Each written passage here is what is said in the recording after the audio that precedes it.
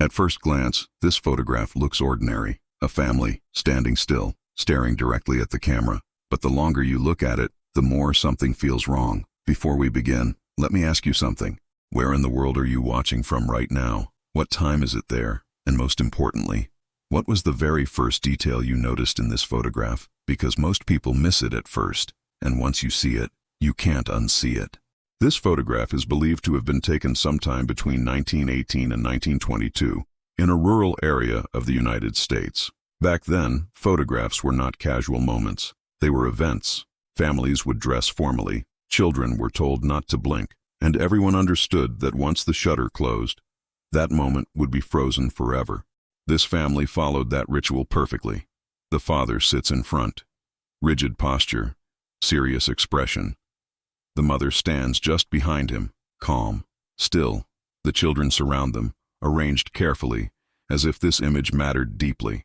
And it did. Because this would be the last photograph this family would ever take together. Most viewers focus on the people, their clothes, their expressions, their eyes. But the real story isn't in the family. It's behind them. Look at the house. Old wooden walls, faded paint, a structure already showing signs of decay. And then, the window. At first it seems empty, just glass, curtains, shadows caused by the late afternoon light. But if you adjust the brightness slightly, if you zoom in just enough, you notice a shape, a silhouette, standing perfectly still, watching. That shadow should not be there. Early cameras required long exposure times. Anyone moving inside the house would appear blurred. But this figure is not blurred. It is sharp, defined, as if it stood completely motionless for several seconds.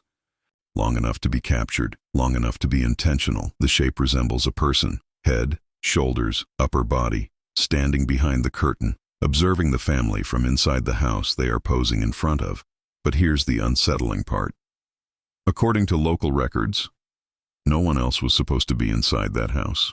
Years later, historians found a small collection of handwritten notes from a neighbor. In one entry, dated just weeks after this photograph was taken, the neighbor wrote, "They never spoke of the house at night, but everyone knew something walked its halls."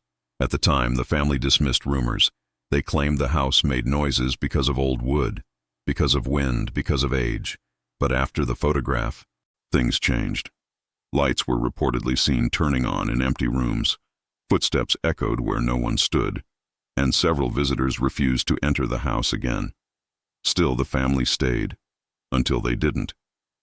Within a year of this photo being taken, the family vanished. No signs of struggle, no official crime scene, no confirmed explanation. Their belongings remained inside the house, furniture untouched, plates still on the table, beds neatly made. But the house itself was never the same. Neighbors claimed that from certain angles, a figure could still be seen standing near the window, always watching, always silent. Some believe the shadow was a person. Others believe it was something else entirely. A trick of the light, a photographic error, a coincidence. But there is one final detail that keeps investigators uneasy.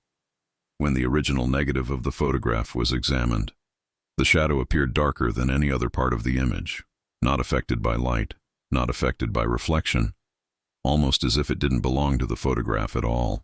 So ask yourself, was it a person hiding inside the house, or was the family never alone to begin with? Some echoes are not sounds. They are moments, frozen in time, waiting to be noticed. Some secrets were never meant to stay buried.